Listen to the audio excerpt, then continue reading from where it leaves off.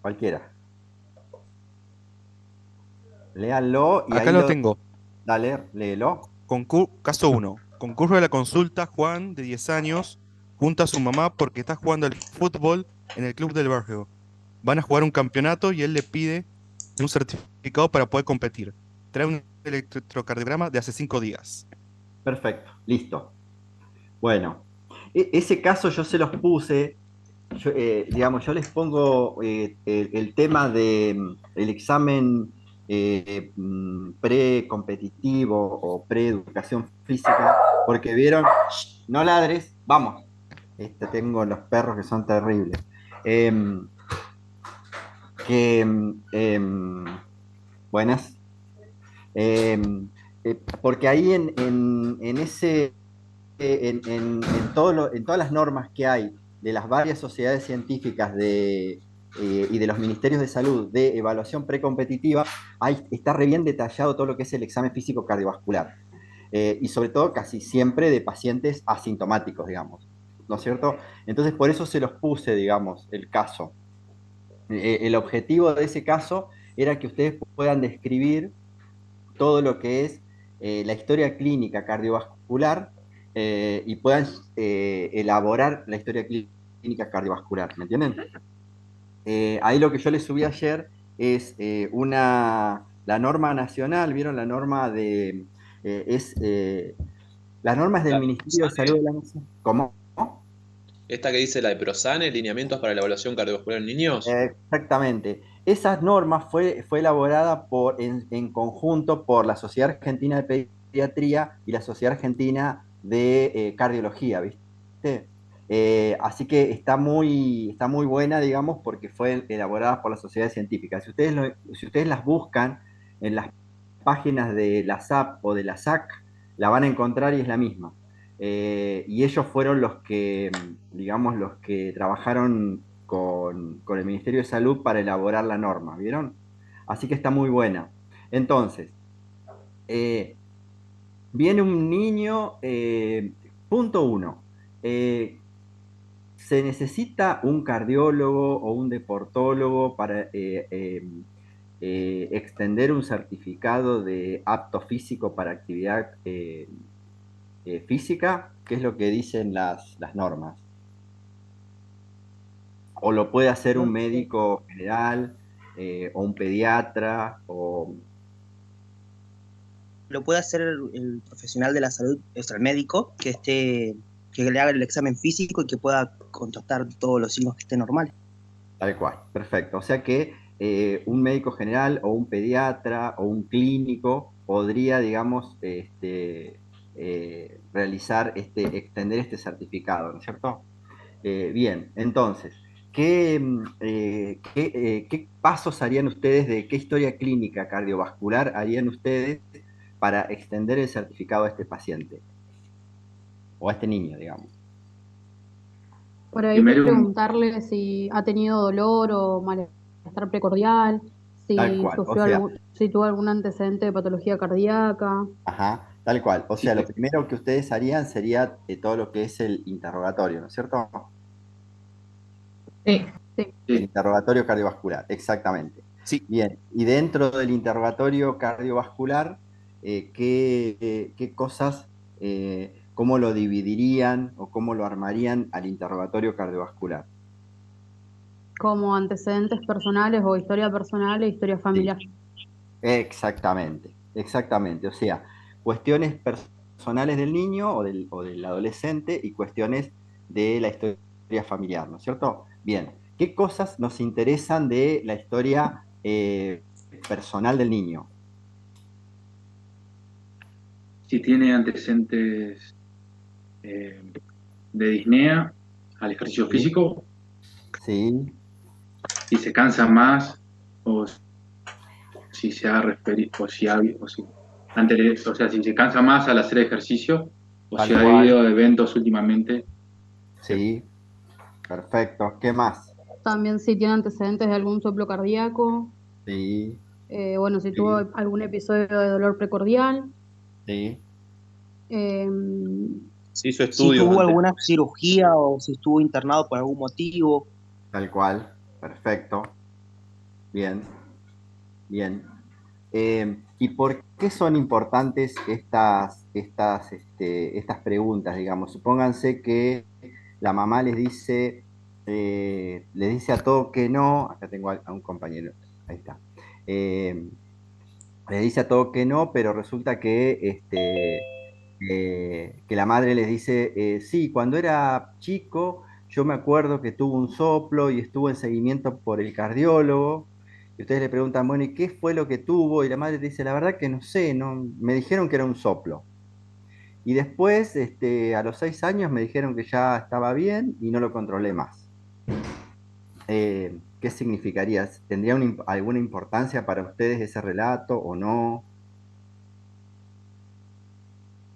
Lo más Por probable ahí es que nos, haya sido un soplo benigno y Ujú. también habría que tener en cuenta de si tenemos la historia clínica del chico anteriormente. Sería muy... Tal cual, pero ponele que no la tenés y que la madre te da ese relato, digamos, o el niño te da ese relato. No, mi mamá me dijo que cuando yo era chico tuve un soplo, pero después que a los 6 años ya no lo tuve más y ya no me controlaron más. Y vos tenés que extenderle el certificado de apto físico, ¿no? Para ir a hacer deporte. Voy y lo oculto, hasta que no lo oculte, no. Tal cual. Lo Le hago un ocultás, examen físico completo. tal cual. Y suponete que en el examen físico no ocultás soplo. ¿Ok? ¿Qué harían? Lo, igual lo examino desde la inspección, eh, viendo el tórax, o sea, si bien me dice que no hay soplo, me fijo en las manos, me fijo el tórax, si tiene alguna normalidad en el Tal cual. tórax, si Tal los cual. dímenes. Lo que yo leí en soplos decía que cualquier soplo benigno se tiene que derivar de igual forma al cardiólogo y se tiene que hacer un ecocardio porque por más de que por ahí no se escuche, puede haber alguna anomalía cardíaca que se ve con el ecocardio. Entonces habría que preguntarle a la mamá si le hicieron un ecocardio Ujú. esa vez que consultó por ese soplo. Sí, sí, sí, tal cual. La mamá te dice, la verdad que no me acuerdo, por ejemplo. Entonces, a lo que yo iba es a lo siguiente. Si ustedes tienen ese antecedente, al paciente lo tienen que derivar al cardiólogo, digamos. ¿Por qué? Porque puede ser, por ejemplo, que el paciente tenga una miocardiopatía hipertrófica, por ejemplo, ¿sí? Que cuando fue niño sopló y que después dejó de soplar, pero la miocardiopatía está, digamos, ¿no? Y entonces, y por ahí sopló porque vieron que la, el miocardio y el endocardio tiene muchas zonas trabeculadas que son muy marcadas en la primera infancia y que después con el correr del tiempo, cuando el corazón se va agrandando, se va haciendo más grande, van siendo como, digamos, las cavidades van siendo mucho más grandes y eso hace que estas fibras o estas cuerdas o estas zonas de turbulencia, y sobre todo dentro de los ventrículos, que son áreas de alta presión, van siendo mucho menos intensas, digamos, y entonces los soplos van siendo menores, pero eso no significa que el paciente no tenga la patología, ¿me entienden? Entonces yo, con un antecedente así, no le extendería un certificado al paciente, le pediría una consulta, por lo menos le pediría una consulta con el cardiólogo, y que el cardiólogo me diga si hay que hacerle o no hay que hacerle un ecocardiograma, ¿no es cierto? Y este chico, como ya que estamos hablando de los estudios complementarios, trae un electrocardiograma. Eh, ¿Es necesario? ¿Qué es lo que ustedes leyeron? ¿Es necesario el electrocardiograma? ¿Sí, no? Para extender el certificado. ¿Ustedes lo pedirían, no lo pedirían? Este lo trae, Yo, pero supongo. yo vi en el PowerPoint, o sea, lo leí y lo vi en el PowerPoint de Koch, que estaba como Ujú. discutido. Tal cual, tal cual. Está discutido, no hay una, la Sociedad Americana de Pediatría dice que no habría que hacerle un electrocardiograma, pero la Sociedad Europea de Pediatría dice que sí, que habría que hacerle un electrocardiograma, ¿no? Eh, Hay opiniones a favor y opiniones en contra. Si ustedes, y acá en la Sociedad Argentina de Pediatría y la Sociedad Argentina de Cardiología no se han expedido contundentemente sobre si habría que pedirlo o no al electrocardiograma. Lo dejan como a criterio del profesional que está evaluando al paciente, digamos. Si ven que el paciente tiene absolutamente todo normal y no hay nada, absolutamente nada, ni de los antecedentes, ni de nada, que justifiquen el electrocardiograma, podría uno obviarlo. Y si hay algo que a uno le hace ruido, debería pedirlo. Digamos, eso es lo que dice la Sociedad Argentina de Pediatría, ¿no es cierto? Profe, Eh, si viene un pero paciente con soplo, ¿le conviene hacer sí, un electro? tal Bueno, cual, tal cual. A este paciente, por eso yo les complicaba un poquito el caso, porque cualquier antecedente, cualquier cosa que se salga de la normalidad, a ustedes les tiene que habilitar, digamos, a pedirle el electrocardiograma y a pedirle la consulta con el cardiólogo. Vieron ustedes que la incidencia de muerte súbita en el deporte es muy baja, digamos, ¿no? Es alrededor de la bibliografía dice alrededor de 3 por 100.000 deportistas, digamos, ¿no? Eh, o sea que la incidencia es muy baja, pero se ha visto que los pacientes que son, o los deportistas que son evaluados, o los niños que son evaluados, eh, y detalladamente por un médico responsable, digamos, la incidencia esa puede bajar a menos de 0,5%, 0,3%. De hecho, eh, el país que, bueno, vieron que en la bibliografía hablan de Italia como un país que es el ejemplo porque lograron bajar a 0,3 por 100.000 la incidencia de muerte súbita en el deporte a raíz de que ellos tienen una política muy estricta de certificado de aptitud física, digamos, ¿no? Estados Unidos tiene alrededor de un 3, entre un 3 y un 4 por 1000 de incidencia de muerte súbita, ¿no?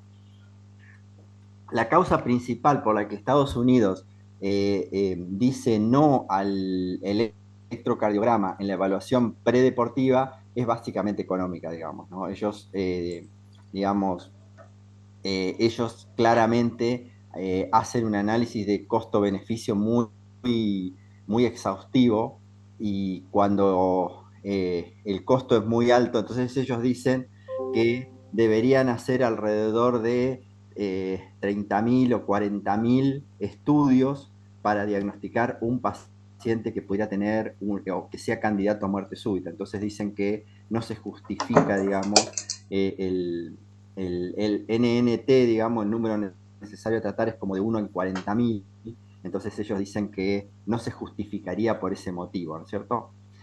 Pero bueno, países en los cuales eh, el valor en sí de la vida humana no está dimensionado, como por ejemplo nosotros, digamos, en Argentina, ustedes saben que nosotros eh, la, el sistema de salud, digamos, nos habilita a utilizar absolutamente todos los recursos necesarios para salvar una vida, digamos, ¿no? Entonces, no hacemos ese análisis costo-beneficio tan exhaustivo, porque el costo de la vida para nosotros no es invaluable. Pero ellos no, ellos lo tienen bien, bien evaluado y bien catalogado y lo utilizan, digamos, ¿no? Son diferentes maneras de ver la salud, digamos. profe, Bien, sí, dale. en la miocardiopatía que usted decía, ¿el choque de punta no estaría desplazado a la inspección? Podés llegar a encontrar en la miocardiopatía, podés llegar a encontrar cualquier cosa, podés llegar a encontrar arritmias. Si le haces un electrocardiograma, vas a encontrar anomalías en el electrocardiograma seguro. Vas a encontrar seguro arritmias porque las miocardiopatías hipertróficas, digamos que son casi todas las miocardiopatías hipertróficas de la infancia, son de causa genética, digamos, ¿no? Este, o sindrómicas o genéticas. Y entonces vas a encontrar arritmias seguro, vas a encontrar bloqueos, vas a encontrar extrasístoles, vas a encontrar, de todo vas a encontrar. O sea, por eso te digo, o sea, pero pueden ser asintomáticas. O sea, ustedes conocen casos de deportistas que eran de alto rendimiento, que tenían una miocardiopatía y que eran evaluados y que habían sido evaluados y qué sé yo, y que tenían una miocardiopatía, digamos, ¿no? Eh, Así que la miocardiopatía puede ser totalmente asintomática en cualquiera de nosotros, digamos, ¿no? No darnos absolutamente ningún síntoma y el síntoma puede llegar a ser, o el signo puede llegar a ser la muerte súbita, ¿no? Eh, digamos la taquicardia o la fibrilación ventricular, básicamente, ¿no? Porque esos pacientes mueren de taquicardia o fibrilación ventricular, digamos, ¿no? Entonces, eh, digamos, uno siempre la debería sospechar ante algún antecedente o ante algún planteo de la historia clínica que nos haga pensar, digamos, en eso, ¿no? Porque ahora pasamos a los antecedentes familiares. O sea, de los antecedentes familiares, también, ¿qué nos interesa? Preguntarle a la familia sobre antecedentes familiares. Profe, Si hay perdón, me quedó antecedentes una de muerte pregunta. súbita. Tal cual, ¿qué más? Profe, Sí, perdón, me quedó una pregunta de lo anterior. sí. Entonces, siempre que se oculte un soplo, por más que sea probablemente un soplo inocente, se pide un ecocardiograma. Se pide, mira, si vos tenés, o sea, si vos tenés un paciente con un soplo y a vos te parece que es inocente, por lo menos la consulta al cardiólogo, ¿me entendés? Eh, Hay mucha bibliografía al respecto que te dicen que si el soplo tiene determinadas características, que es un soplo musical, que es 2 a 3 sexto, que es en el mesocardio, que se irradia a las axilas o a la zona interescapular, que no tiene frémito, que cambia con el decúbito o con la maniobra de Valsalva, digamos, todas esas son características del soplo inocente. Te dicen, por ahí uno lo puede continuar evaluando y no derivarlo al cardiólogo, digamos, ¿no? Eso por ahí vos lo podés hacer, digamos, por ejemplo, si vos estás trabajando en un hospital de complejidad, de baja complejidad, en un lugar donde se te complica la consulta con el cardiólogo, qué sé yo, vos podés tranquilizar a la familia y decirle, mirá, tiene todas las características tiene un soplo, tiene todas las características de un soplo inocente, lo vamos a controlar y vamos a ver qué pasa. La mayoría de los soplos inocentes, con el correr del tiempo, en la medida que el niño va creciendo, van cambiando de intensidad, de tonalidad, hasta que terminan desapareciendo, ¿no es cierto? Eh, pero si vos tenés la posibilidad, esto como, digamos, como una recomendación personal, ¿no? Y es lo que yo hago en mi práctica cotidiana, digamos. O sea, si yo tengo la posibilidad de que lo vea el cardiólogo, lo mando al cardiólogo.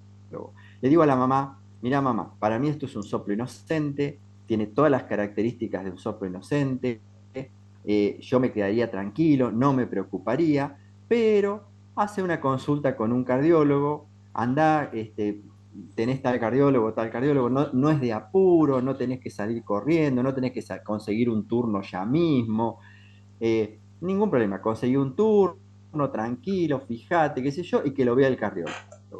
Lo más probable es que el cardiólogo lo vea y no le haga un ecocardiograma, ¿viste? Lo ve, lo oculta, lo revisa y dice, características de soplo inocente, control.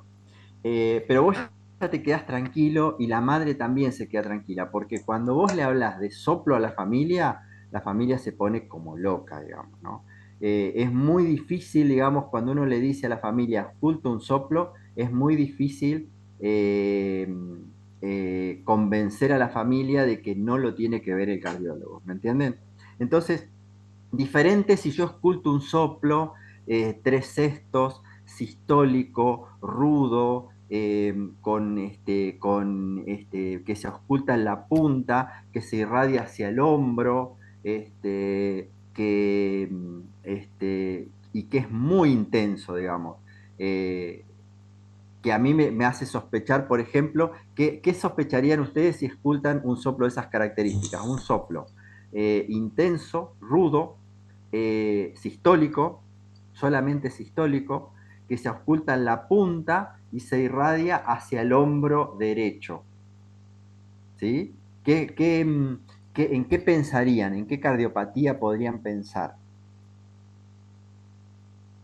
Insuficiencia mitral.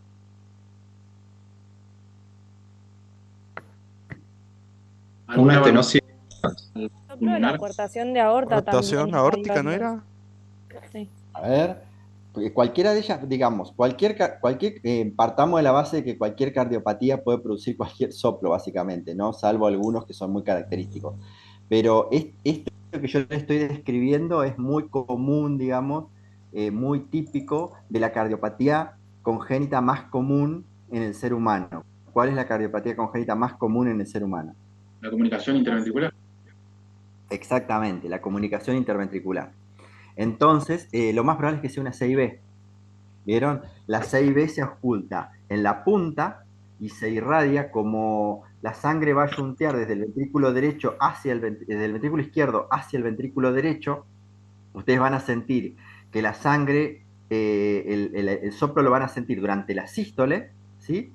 Y van a sentir que se irradia hacia el hombro derecho, ¿no es cierto? Ustedes tienen el ventrículo izquierdo por debajo y el ventrículo derecho por encima, ¿no es cierto? Entonces la sangre va a ir desde el ventrículo izquierdo hacia el ventrículo derecho y ustedes van a sentir que el soplo se irradia hacia el hombro derecho, ¿me entienden?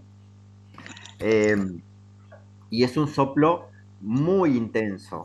Cuanto más intenso es el soplo, menos importante es la cardiopatía, ¿no es cierto? Porque cuanto más pequeño es el orificio, mayor es el gradiente. Y entonces, al tener mucho gradiente, ustedes van a tener un soplazo, pero si tiene un agujero muy grande, una comunicación muy grande, el gradiente es muy bajo porque la sangre pasa con menos dificultad y entonces van a tener un soplo de menor intensidad, ¿me entienden? Entonces, si ustedes tienen un soplo de menor intensidad, puede ser una insuficiencia, una comunicación interventricular peor que si tienen un soplo de muy intenso, digamos, ¿no? Por suerte, algunos de ustedes en NEO, nosotros tenemos mucha cantidad de CIB, así que en NEO alguno de ustedes ha podido ocultar soplos de CIB, por suerte. Así que bueno, en NEO los que rotan por ahí ocultan soplos porque soplos en los neonatos hay cualquier cantidad. Así que ahí pueden ver. Bueno, entonces, de los antecedentes de la familia, esto, ¿no es cierto? Por ejemplo, ustedes me decían si hay antecedentes de muerte súbita en la familia, por lo que hablábamos recién, ¿no es cierto? Porque la mayoría de las miocardiopatías hipertróficas son genéticas. Entonces, en mi caso, por ejemplo, mi abuelo paterno falleció a los 40 años de muerte súbita. Eh, y eso es un altísimo riesgo a que haya sido una miocardiopatía, digamos, ¿no? Y que sea una causa genética, digamos, o una arritmia de causa genética, ¿no es cierto? Entonces, eso es un factor de riesgo importantísimo y a ese paciente le vamos a pedir un electrocardiograma por lo menos, ¿no es cierto? Por lo menos le vamos a pedir un electrocardiograma. Bien, ¿qué otro antecedente les interesa? Hipertensión. Exactamente, antecedentes de hipertensión. Si hay hipertensión arterial en la familia, la principal causa de hipertensión arterial en la niñez, ¿cuál es?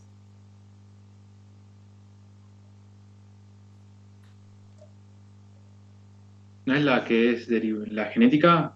Exactamente, la de causa, la que no tiene una causa biológica, digamos, ¿sí? Es la hipertensión Idiopática. idiopática, exactamente, sí, tal cual. Y entonces, y hoy se sabe que hay varios síndromes genéticos que están asociados a cuadros de hipertensión arterial severa en la niñez, en la adolescencia y aún en la edad adulta, ¿no es cierto? Entonces, si ustedes tienen antecedentes, te dicen, no, sí, mi abuelo, mi tío, mi papá son todos hipertensos, y bueno, ese chico probablemente tenga una causa de hipertensión de causa genética, digamos, ¿no? Y quizás haya que, seguro a ese también le vamos a pedir por lo menos un electrocardiograma, y lo vamos a tener para controlar la presión arterial de manera periódica, ¿no es cierto? Tal cual. Bien, ¿qué más? ¿Alguna otra cosa, algún otro antecedente?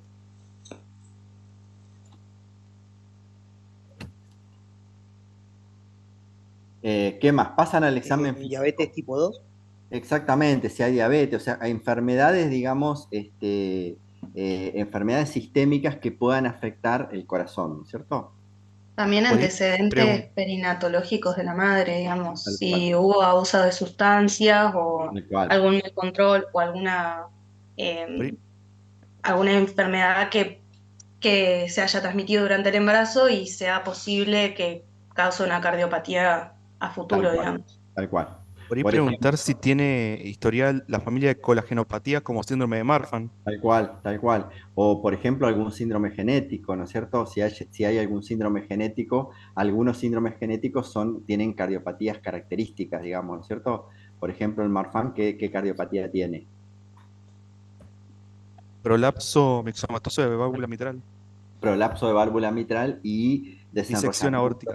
exactamente, disección aórtica por desenrollamiento de la aorta, ¿no es cierto?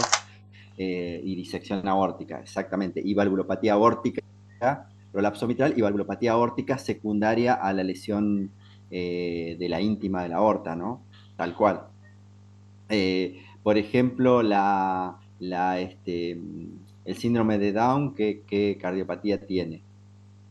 ¿Cuál es Comunicación particular.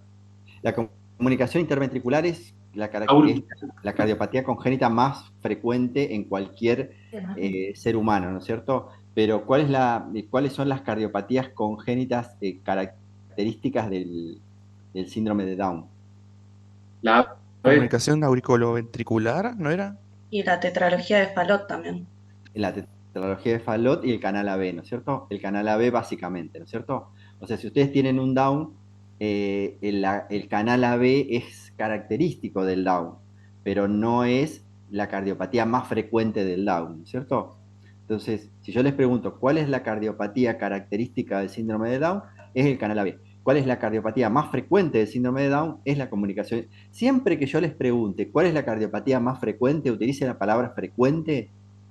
Estoy hablando de la comunicación interventricular y vamos a hablar de comunicación interventricular, digamos, ¿no?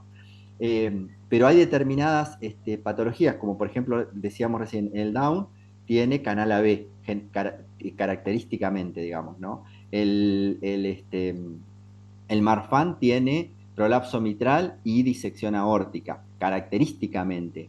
Pero si yo veo a todos los Marfan y pongo a todos los Marfan con cardiopatía, la cardiopatía más común es la 6B, ¿sí? Porque es la malformación congénita más común del ser humano, digamos, ¿no? Bien, perfecto. Pasan al examen físico. ¿Cómo hacen el examen físico cardiovascular? Inspección, palpación y auscultación, ¿no es cierto? acá depende, profe, Dale. si, por ejemplo, si es muy bebé, no conviene hacer la ocultación primero. O Sí, estamos tal hablando, cual, tal cual. Estamos hablando de este niño de 10 años, pero si es muy bebé, tal cual como ustedes dicen, o sea, siempre vamos a la auscultación primero porque después el bebé empieza a llorar y no escuchamos nada, ¿no es cierto? Pero en un chico más grande arrancamos por la inspección. ¿Qué observamos qué nos interesa observar de la inspección? Bueno, ahí por ejemplo, a ver si no tiene alguna característica de algún síndrome, como por ejemplo el síndrome de Down. Tal cual, tal cual. La anatomía del tórax, ¿no es cierto? Si tiene un tórax en quilla o un tórax en un pectus excavatum, todas esas se asocian, los pectus excavatum o los tórax en quilla se asocian a cardiopatías congénitas, ¿no es cierto? A valvulopatías. Eh, ¿qué otra cosa pueden observar? Digamos, si tiene, por ejemplo, costillas supernumerarias, anomalías costales, anomalías musculares, digamos, por ejemplo, si ellos tienen un síndrome de de Poland. Poland. ¿Qué? El síndrome de Poland creo que le falta un pectoral. Claro, el síndrome de Poland es la genesia unilateral del pectoral. Son todos síndromes que son pacientes o niños que se desarrollan normalmente y que pueden asociarse a alguna cardiopatía congénita, ¿no es cierto? Entonces, si yo veo un síndrome de Poland, es un chico que va a jugar, va a ser una vida absolutamente normal, pero tiene una genesia del pectoral mayor, ¿no es cierto? El pectoral menor lo tienen, pero tienen una genesia del pectoral mayor. Entonces, esos chicos son candidatos a evaluación cardiovascular para descartar cardiopatías congénitas, digamos, ¿no? Lo más probable es que el Poland no se asocie a cardiopatías congénitas, pero si yo tengo un paciente con un Poland, tengo que hacerle una evaluación cardiovascular, digamos, no, tengo que mandarlo al cardiólogo, digamos, ¿no? Para que el cardiólogo me diga, no tiene cardiopatía, digamos, ¿no? Bien, perfecto. De la palpación, ¿qué es lo que buscan en la palpación?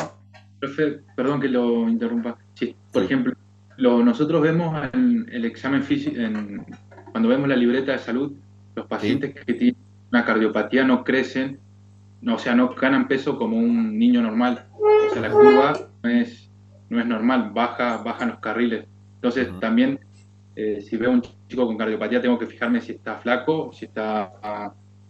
O sea, si un paciente viene con una cardiopatía, puede ser que tenga menos peso que el habitual, que sí, tendría que tener.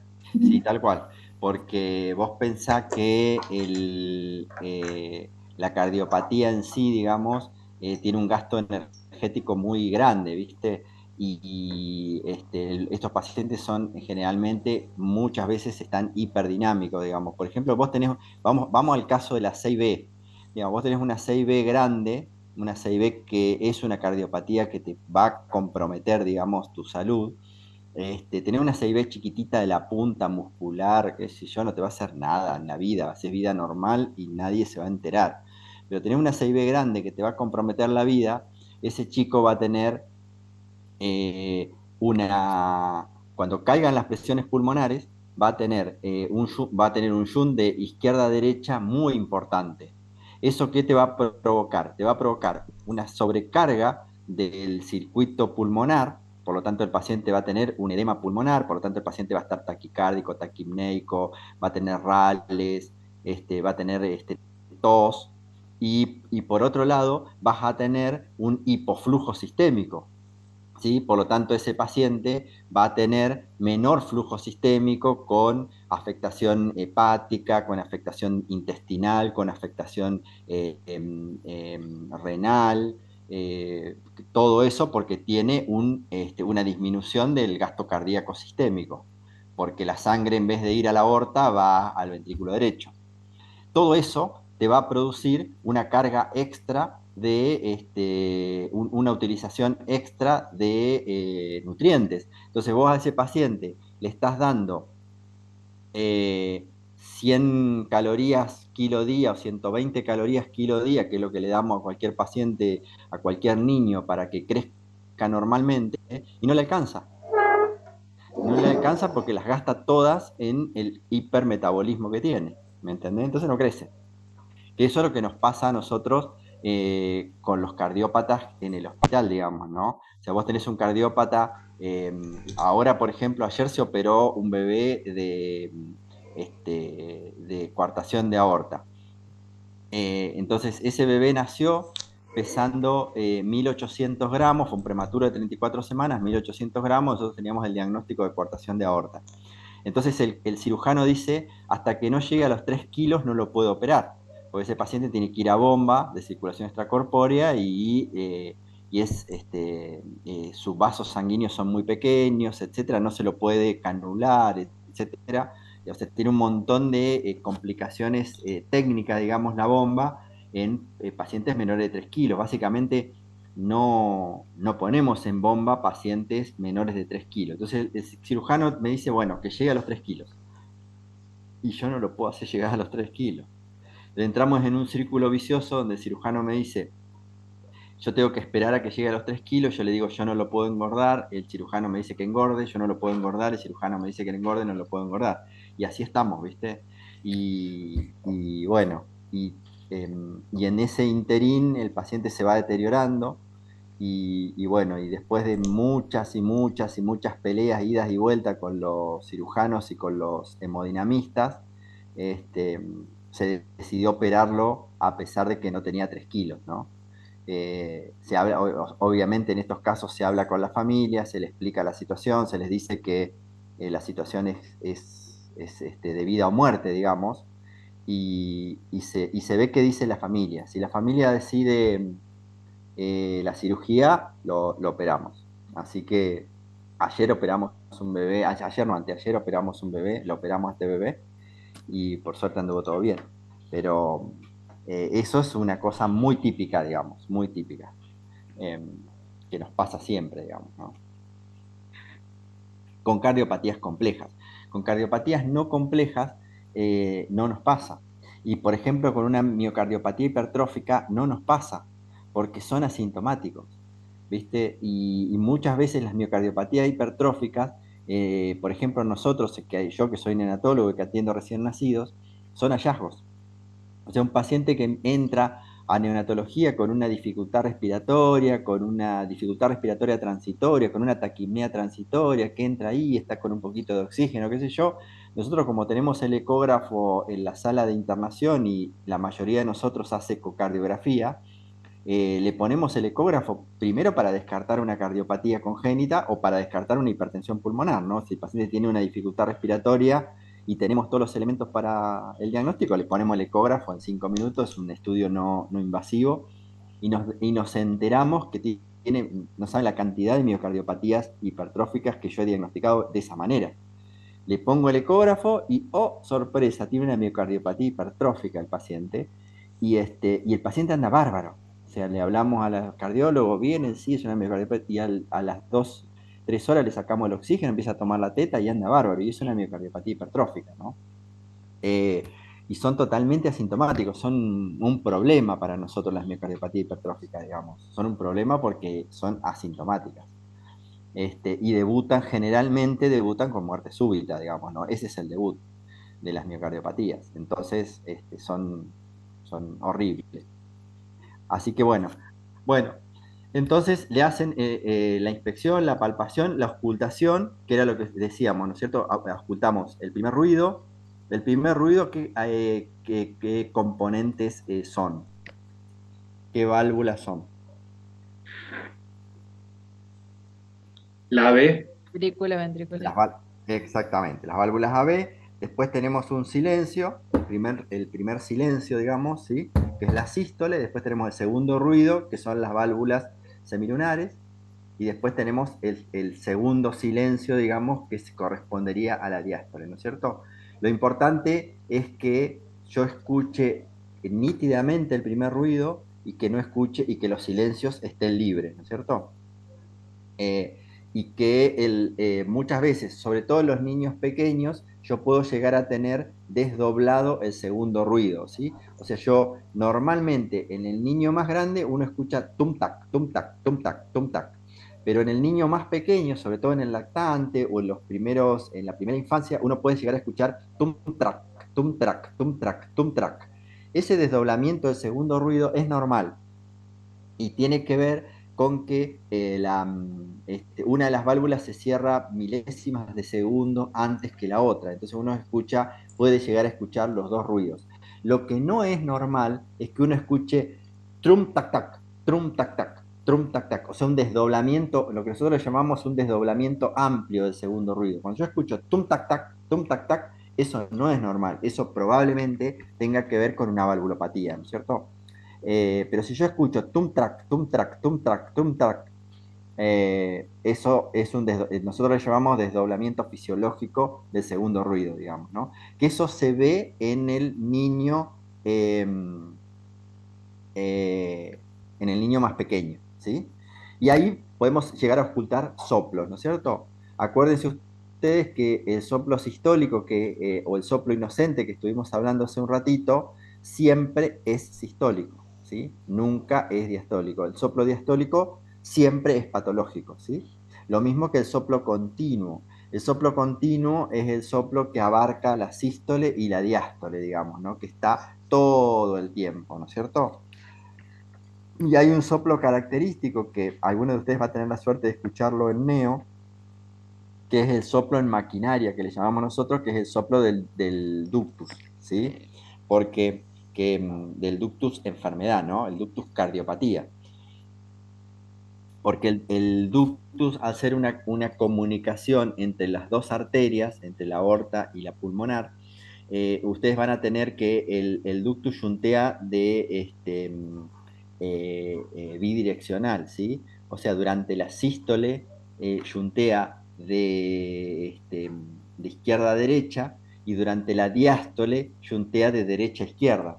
Entonces lo escuchan, en el soplo lo escuchan un componente del soplo durante la sístole y otro componente del soplo durante la diástole. Entonces, el soplo es el soplo que nosotros llamamos el soplo de maquinaria o soplo continuo, digamos. O sea, ustedes escuchan, el soplo es... Y dentro de ese ruido van a escuchar los ruidos cardíacos, pero no van a escuchar silencio, van a escuchar el soplo continuo. Y ojalá que alguno de ustedes seguramente va a tener la suerte de escucharlo en neo, porque nosotros lo escuchamos muy frecuentemente, ¿no? Porque en los neonatos y en nuestra unidad de neonatología, que somos centro de derivación de cirugía cardiovascular, tenemos muchos pacientes con cardiopatías congénitas. Ahora tenemos un doble tracto de salida y doble tracto de entrada del ventrículo derecho, que se opera el martes, y el lunes nos derivan una valvulopatía, que es así. Cuando los que estén rotando por neo, háganme acordar la semana que viene que los ocultamos. El lunes nos derivan una estenosis aórtica crítica, no, una estenosis pulmonar crítica, que el miércoles se va a hacer la valvuloplastía. Así que háganme acordar, el lunes lo tenemos, el lunes o el martes, o el lunes y el martes, porque el martes arrancan un grupito de ustedes nuevos. Háganme acordar los que estén en neo y entramos a la terapia intensiva y los ocultamos, porque ahí van a poder ocultar el soplo de estenosis pulmonar.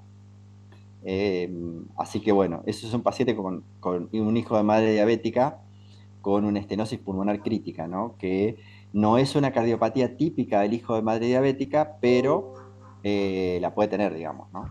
Así que bueno, háganme acordar los que estén en neo. Bueno, perfecto. Y en el electrocardiograma, ¿qué es lo que ustedes, digamos, lo importante del electrocardiograma es que el electrocardiograma sea normal, ¿no es cierto? ¿Qué cosas a ustedes les podría llamar la atención del electrocardiograma? Supónganse que el paciente tiene un QTc prolongado.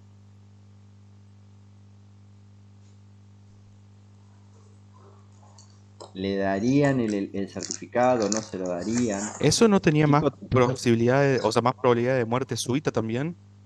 tal cual, Como tal lo cual, de el tal cual. síndrome o el coso de Wolff-Parkinson-White. Tal cual, tal cual. Si ustedes tienen un coso de Wolff-Parkinson-White, un síndrome, estuvo bueno lo que dijiste. Si ustedes tienen un síndrome de Wolff-Parkinson-White o tienen un síndrome de QTc prolongado o tienen alguna arritmia en el electrocardiograma, debería mandarlo al cardiólogo para que lo vea, ¿no? El QTc prolongado y el Wolff-Parkinson-White son también anomalías electrocardiográficas hereditarias, ¿no es cierto? Y que están asociadas a muerte súbita, ¿no es cierto? Así que tengan eso en cuenta, digamos. Así que le ven el electrocardiograma. Si todo, absolutamente todo está bien, perdón, que acá hay alguien que quiere entrar. Si todo está bien, ustedes le extienden el certificado y se termina el problema, ¿sí? Bueno, bien, perfecto. ¿Alguna duda o algo que me quieran preguntar?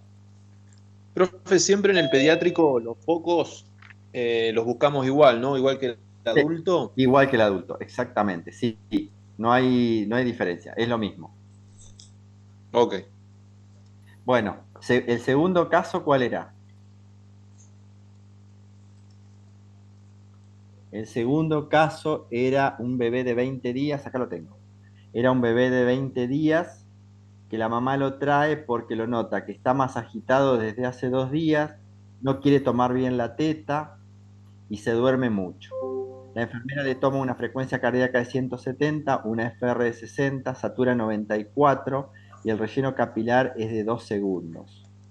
¿Qué les parece a ustedes?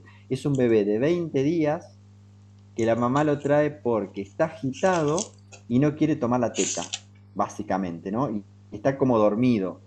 Y la enfermera le toma una frecuencia cardíaca de 170 y una saturación de 94. ¿Qué piensan ustedes de entrada con este bebé? Le hicieron insuficiencia cardíaca. Claro, o sea, Va, lo exactamente. he visto en el HOSPI de que secundaria a una cardiopatía llegan al hospital así porque como no se las diagnostican antes, el mamar les causa mucho trabajo y ejercicio al miocardio, entonces hacen más precozmente una insuficiencia cardíaca. Tal cual, tal cual, tal cual, tal cual, tal cual. Lo más probable, digamos, es que este chico tenga una insuficiencia cardíaca, ¿no es cierto? Y que esa sea la causa de que este bebé está con este problema. Y dentro de las insuficiencias, dentro de las cardiopatías congénitas, ¿cómo las dividen ustedes a las cardiopatías congénitas? Cianóticas y no cianóticas. Hay varias maneras de diagnosticarlas, ¿vieron? O varias maneras de clasificarlas, digamos. Una manera bastante piola de clasificarlas es como vos la decís, como cardiopatías congénitas cianóticas y cardiopatías congénitas acianóticas, digamos, ¿cierto? Dentro de las cardiopatías congénitas cianóticas, ¿cuáles serían? Desde el punto de vista, hablemos desde el punto de vista de la fisiopatología de las cardiopatías, digamos, ¿no? Desde las cardiopatías congénitas cianóticas, ¿cuáles serían para ustedes cianóticas? Desde el punto de vista de la fisiopatología, no desde el punto de vista de la anatomía. ¿Por qué motivo un Las que paciente están puede de decir, derecha a izquierda. Alguna que ¿eh? tenga cortocircuito de derecha a izquierda. Ajá, ajá. Y entonces, ¿qué pasaría ahí? O sea, tendríamos una desaturación de la hemoglobina, porque se mezcla Exactamente, sangre desoxigenada del ventrículo derecho o del corazón derecho con la oxigenada del corazón izquierdo. tal cual. Ahí voy, a eso iba. O sea, para que yo tenga una cardiopatía congénita cianótica, yo tengo que tener mezcla de sangre de los dos circuitos, del circuito, del circuito pulmonar con el circuito sistémico. No tengo otra posibilidad, ¿me entienden? O sea, yo tengo que tener mezcla de sangre en algún lugar. Y esa mezcla tiene que ser lo suficientemente importante como para bajarme la saturación de la hemoglobina, ¿sí? Entonces ahí uno empieza a pensar, digamos, cuáles pueden ser las cardiopatías que pueden ser cianóticas, digamos, ¿no es cierto? Juan planteaba las cardiopatías que tengan cortocircuito de derecha a izquierda, ¿sí? ¿Qué cardiopatía se les ocurre a ustedes que tiene que podría tener un cortocircuito de derecha a izquierda? Pero por el gradiente de presión, profe, no creo, no sería más frecuente que sea de izquierda a derecha. Sí, pero puede ser, o sea, por el gradiente de presión, pero puede ser de izquierda a derecha o de derecha a izquierda, no, no hay problema, digamos. Eh, Bueno, la tetralogía de Fallot, por ejemplo, que sea muy grave. ajá, a Ah, ver, esto lo puso, Sí, ahí lo pusieron ahí en el chat. sí, La ajá. tetralogía de Fallot. Y entonces, ¿qué tiene el falot? ¿Cuál es el problema del falot? El Fallot tenía estenosis subpulmonar, comunicación interventricular, Ujú, hipertrofia del ventrículo derecho, justamente por la estenosis pulmonar, ujú, y la aorta cabalgada sobre la comunicación interventricular. claro. Entonces ahí está el problema del falot, ¿no es cierto? El problema del falot está, digamos, el problema, no, el falot tiene muchos problemas, pero el problema de la cianosis del falot está en que la aorta está cabalgada sobre la comunicación y muchas veces está apuntando hacia el ventrículo derecho. Entonces la sangre que yo obtengo, la sangre sistémica, es casi siempre, casi en su mayoría, proveniente del ventrículo derecho, ¿no es cierto? Entonces, por ese motivo, el falot está, el falot está desaturado. Pero ustedes piensen que hay una posibilidad de que el falot no esté desaturado, ¿no es cierto? Porque si la aorta apunta hacia el ventrículo izquierdo, podemos llegar a tener lo que nosotros llamamos un falot rosado, o sea, un paciente que tiene un falot pero que no está desaturando, ¿me entienden? ¿Sí? Entonces, guarda con el falot, porque el falot no siempre es cianótico.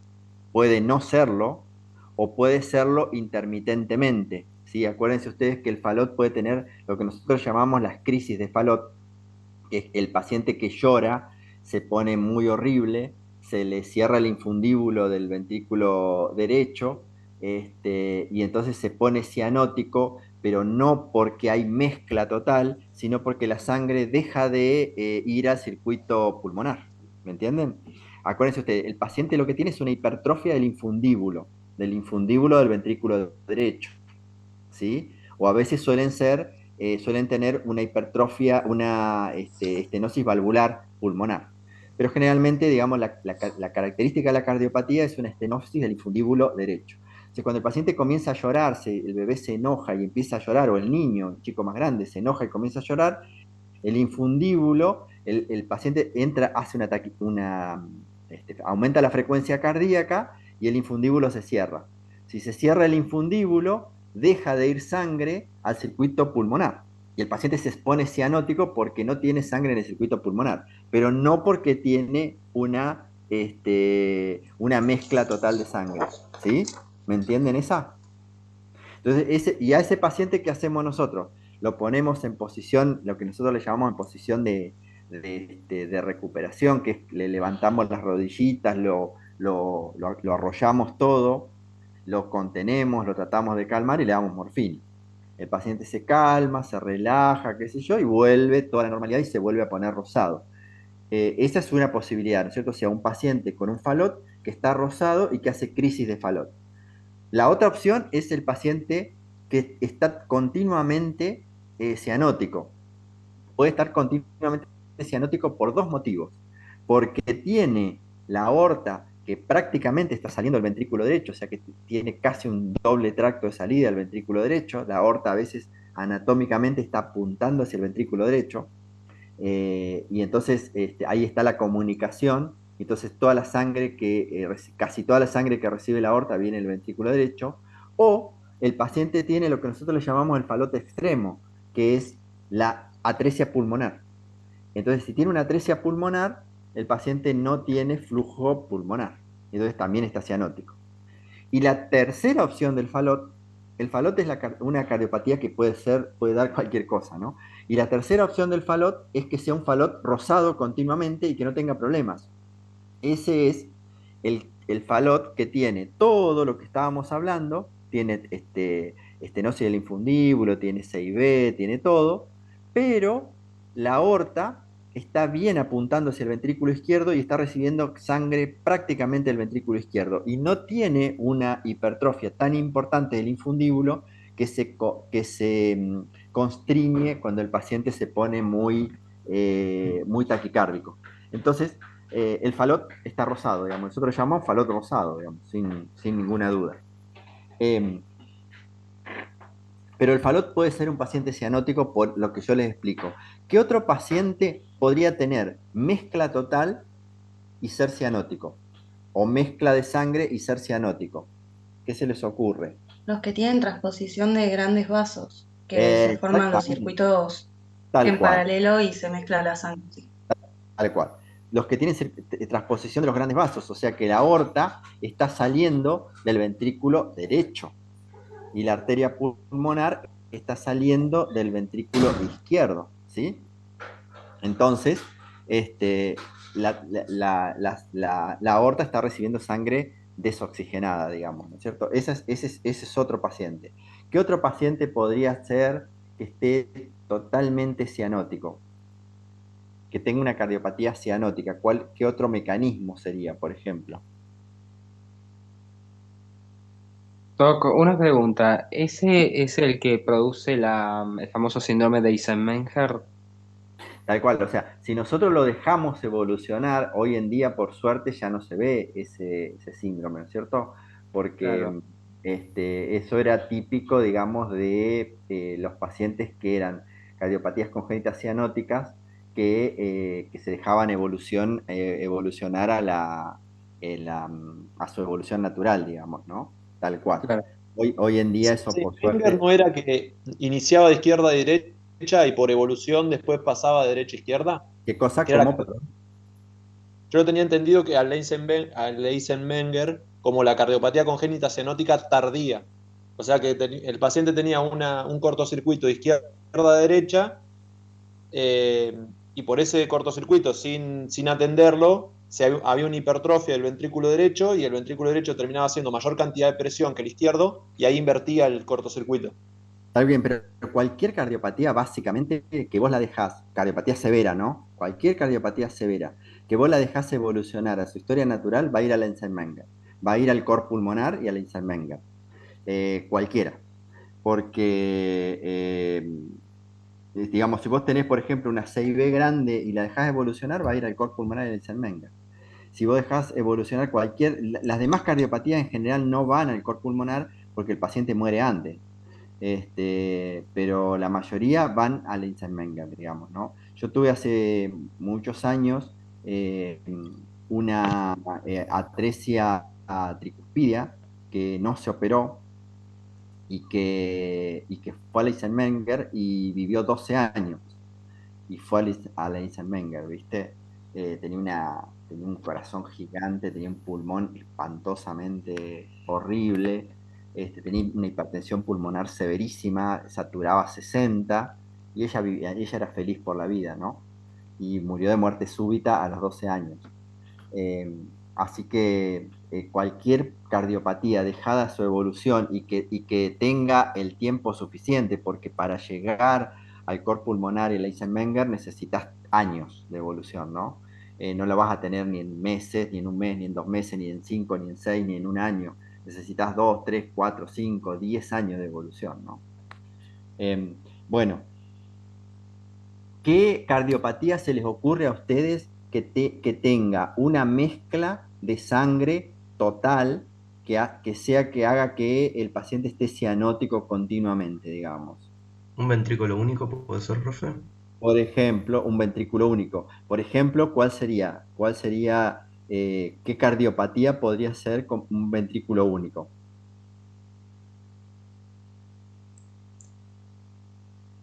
¿Canal AB? ¿Se les ocurre? ¿Cómo? ¿El canal auriculoventricular? No, el muy canal grave? AB, acuérdense, No digo que sea muy grave, el canal Claro, auriculoventricular grave. prácticamente una atresia septal, Claro, el canal cuando AB, haya septo. el canal AB es una cardiopatía generalmente cianótica, ¿no es cierto? Porque ¿qué es el canal AB? El canal AB es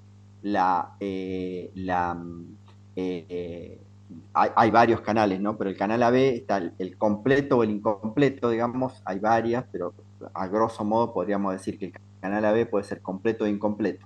El canal AB completo tiene una sola válvula interauricular, eh, una sola válvula AB, y el canal incompleto tiene dos válvulas AB, ¿no es cierto? Tiene la tricúspide y la mitral.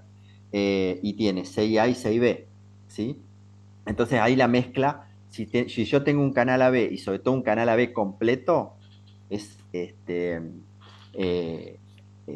una mezcla total, ¿no es cierto? Porque la sangre ingresa a los dos ventrículos y hay una sola válvula que va a ser de contención de ambos ventrículos, ingresa a las dos aurículas, perdón, y va a ser a ambos ventrículos, y por lo tanto la mezcla va a ser total, ¿no? Y esta es una cardiopatía típica el canal AB, es la cardiopatía típica del Down, ¿no?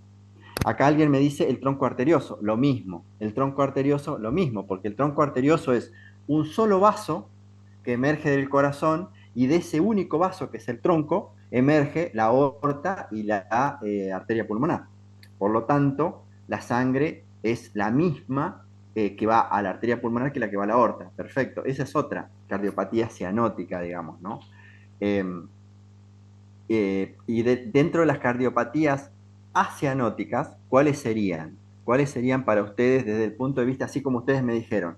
Tiene que haber una mezcla total de sangre digamos, para que un paciente tenga una cardiopatía cianótica tiene que haber una mezcla total de sangre, una mezcla de sangre entre el territorio sistémico y pulmonar, o tiene que haber una obstrucción al flujo de sangre hacia el pulmón que impide que la sangre se oxigene, ¿no es cierto? ¿Y qué cardiopatía congénita podría no ser cianótica?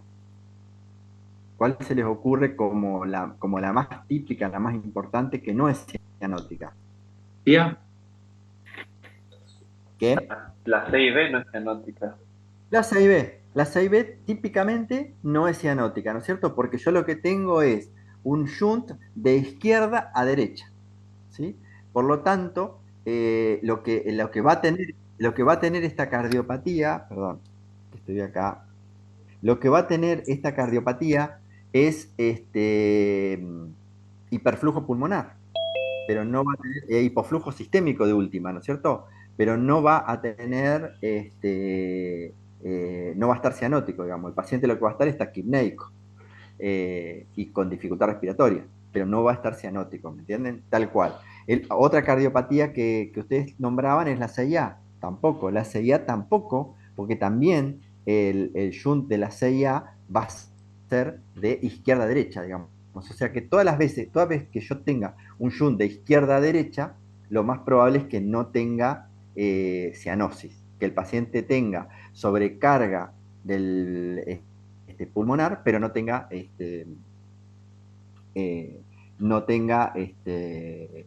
cianosis. Perfecto, totalmente de acuerdo con usted. Profe, ¿ahí no Sí, puede entrar el falot rosado también? ahí puede entrar el falot rosado, tal cual. Ahí puede entrar el falot rosado, sí, tal cual, tal cual. Ahí puede entrar, por ejemplo, si yo tengo un ductus enfermedad, si yo tengo un ductus enfermedad, puede entrar también. ¿Por qué? Porque las presiones pulmonares van a bajar en el recién nacido, van a bajar de manera natural, digamos, ¿cierto? Y siempre la presión sistémica va a ser mayor que la presión pulmonar. Eh, Aunque el paciente salvo que el paciente esté hipertenso pulmonar severo. Si el paciente está hipertenso pulmonar severo va a estar gravísimo en terapia intensiva, le vamos a estar dando absolutamente de todo y va a estar muy grave, ¿no? Pero hablando de este paciente, digamos, del caso, ¿este paciente puede tener un ductus? Sí, este paciente puede tener un ductus. Entonces, cuando bajan las presiones pulmonares, el ductus va a yuntear de izquierda a derecha, va a yuntear desde la aorta a la arteria pulmonar. Entonces ese paciente va a estar con dificultad respiratoria, va a estar con insuficiencia cardíaca. ¿Por qué? Y porque baja el gasto cardíaco del ventrículo izquierdo, porque la sangre está yendo, si bien el ventrículo izquierdo está eyectando una cantidad adecuada de sangre, parte de esa sangre está pasando por el ductus a la arteria pulmonar, ¿me entienden? Y entonces no está yendo a toda la economía del bebé que debería ir. Entonces ese paciente está teniendo, en definitiva, un bajo gasto sistémico. Eh, y, y, y, y entonces el paciente se va a manifestar de esta manera, digamos, no puede ser un Profe, ductus. en este caso, Sí, por ejemplo, en el caso de este paciente que tenemos, que tiene una saturación de 94, ¿podríamos estar sí. pensando más en un cortocircuito de izquierda a derecha o no? Tal cual, tal cual. O sea, por eso yo les digo, este paciente puede ser, por ejemplo, una CIB grande, puede ser una Claro. CIA grande, puede ser un canal AB incompleto, o sea, una CIA y una CIB, puede ser un ductus también. O sea, lo más probable es que este paciente tenga un cortocircuito de izquierda a derecha, ¿sí? Y dentro de todos esos cortocircuitos, el más probable, por incidencia, es la CIB. Pero a lo que yo iba era que a este paciente, digamos, ustedes tienen que pensar en la cardiopatía en este bebé, la tienen que pensar, digamos, ¿entienden? Uno dice, bueno, no estará infectado, no tendrá, Catalina se está yendo, chao Cata, que te vaya bien. Eh, eh, Uno dice, el paciente no estará infectado, hay que hacerle laboratorio, hay que cultivarlo, hay que medicarlo, hay que hacerle todo eso. Sí, hay que hacerle todo eso, pero piensen en la cardiopatía y háganlo ver por el cardiólogo. ¿Me entienden? No, no se queden con que, bueno, debe ser una sepsis, rechaza el alimento, debe ser una sepsis, bueno, no se queden con esa porque pueden llegar a comerse una cardiopatía, digamos, ¿cierto? O sea, ustedes me dicen, y yo pienso que puede ser una neumonía o que puede ser una infección viral, respiratoria viral. Sí, puede ser tranquilamente, pero piensen en que este paciente tiene una insuficiencia cardíaca también. Piénsenla, siempre piénsenla, digamos, ¿no? Por eso yo les ponía el caso, digamos, ¿no? Profe, una pregunta. A Sí. fines de cuando se diagnostica, por ejemplo, una CIB. Sí. ¿Es relevante saber si es infundibular o muscular para la evolución después del paciente, por ejemplo, en un acto físico, saber si tiene una CIB muscular? Generalmente, viste que las CIB, cuando son musculares, tienen mayor posibilidades de cierre espontáneo, digamos, ¿no? Si son infundibulares, la posibilidad de cierre es mucho menor, digamos, ¿viste? Entonces sí es importante saber bien a dónde está la CIB, porque generalmente, digamos, si es una CIB muscular y es una CIB chiquitita, en general uno los va controlando y la mayoría de esas CIB terminan cerrándose espontáneamente, ¿no es cierto? Si la CIB es infundibular, no, generalmente no se cierran y ahí uno tiene que ver, si yo tengo una CIB que no se cierra, ¿qué es lo que tengo que ver? Si es una CIB pequeña, no me va a traer ningún problema, digamos, o sea, ese chico puede hacer una vida absolutamente normal, digamos, no tiene ningún impedimento físico, digamos, ¿no? Pero yo tengo que estar muy atento a que la CIB no me vaya a hacer una insuficiencia cardíaca, ¿no? Eh, y estar muy, muy atento. Si yo tengo una CIB infundibular, lo más probable es que no se cierre. Eso es lo más probable, ¿no? Y a veces tengan en cuenta que las CIB infundibulares se pueden asociar a otras, sobre todo a valvulopatías. Entonces, si yo tengo una CIB muy cerquita a la válvula, de las válvulas, ya sea generalmente están cerca de la pulmonar, guarda porque a veces suelen tener asociada una valvulopatía pulmonar, ¿viste? Por el desarrollo anatómico, embriológico del corazón, que el cono se desarrolla embriológicamente del mismo primordio. Entonces tengan en cuenta eso, de que a veces si yo tengo una anomalía genética prenatal ahí, es probable que pueda tener también una anomalía en alguna válvula AB. Entonces estar atento a eso, digamos, ¿no? A veces, por ejemplo, solemos tener aortas bicúspides, válvulas aórtica bicúspide, que válvula aórtica bicúspide no nos significa nada, pero es una cardiopatía que yo la tengo que tener en cuenta, digamos, ¿me entiendes? Porque puede traer algún problema en algún momento, ¿me entienden? Entonces, ¿es un hallazgo? Sí, es un hallazgo, pero yo la tengo que tener en cuenta y la madre tiene que saber que su hijo tiene una válvula aórtica bicúspide, ¿no? Así que eso ténganlo en cuenta, digamos. Profe, Bien, perfecto. Sí, con respecto a estos temas, sí, la clínica obviamente sí, pero lo que es tratamiento y eso, con las sí, dosis de los fármacos, a los sí, fines prácticos, sí. ¿lo tenemos que saber eso No, también? no, no. No, a mí lo que me interesa saber, lo que me interesa es esto, digamos, lo que estamos discutiendo ahora, ¿no es cierto? O sea, que ustedes me digan, eh, eh, yo sospecho tal cosa, tal cardiopatía, esto puede ser una cardiopatía congénita y podemos hablar de las cardiopatías congénitas, bueno, ¿cuáles pueden ser? ¿Cómo las clasificaría? ¿Las clasifico en cianóticas, acianóticas? Puede ser una CIA, puede ser una CIB. Y después todo lo que es el tratamiento de las cardiopatías es sumamente complejo, digamos, y no lo tienen que tener, digamos, en cuenta, Ah, o ¿no? sea que no sería esperable encontrar algo relacionado con eso en el parcial, por ejemplo. Por No, ejemplo, no, no, no, ah, no, ok, no, no, no. listo. Quédense tranquilos, las preguntas de cardio las hago yo y y en el final tampoco, digamos. Lo que les preguntamos en el final es esto que estamos hablando ahora, digamos, ¿no? Ah, O sea, tenés, listo. tenés un bebé de 20 días, ¿en qué pensás? Te van a decir, y pienso en una infección respiratoria o en una insuficiencia cardíaca. Ah, bueno, sí. ¿Y de la insuficiencia cardíaca qué puede ser? Y si satura, como ustedes me decían, satura 94, así que lo más probable es que no sea una cardiopatía cianótica, lo más probable es que sea una cardiopatía acianótica. ¿Y qué cardiopatía cianótica te parece que podría ser? Y podría ser una CIB, o podría ser un ductus, o podría ser una CIA. ¿Y qué harías? ¿Qué harías con este chico? Y a este chico yo lo interno, le pido un laboratorio, le pongo oxígeno, le pone oxígeno a un bebé de 20 días que satura 94, ¿sí o no? ¿Le ponen oxígeno? ¿No? ¿Por qué? Porque tiene más de 92. ¿Cuánto Ah, tiene que pero saturar? tiene taquicardia. Bueno, habría que ver si tiene la frecuencia respiratoria, porque capaz que tiene taquipnea y tiene una saturación que la está manteniendo con taquicardia y taquipnea. O sea, capaz que necesite oxígeno. Claro, claro que sí. O sea, si satura 94 hay que ponerle oxígeno. Ninguno de nosotros, si yo llego a la guardia y me atiende alguno de ustedes y llego saturando 94, pónganme oxígeno, déjense de joder. No me dejen con saturando 94. No, digamos, cualquiera de nosotros tiene que saturar por encima de 95%, ¿no es cierto? Por encima de 95 cualquiera de nosotros. Entonces hay que ponerle oxígeno. O sea, ¿qué haces con este bebé? Y lo interno, le pongo oxígeno, le pido un laboratorio, le pido un hemograma, unos gases, un ionograma y una consulta con cardiología, digamos.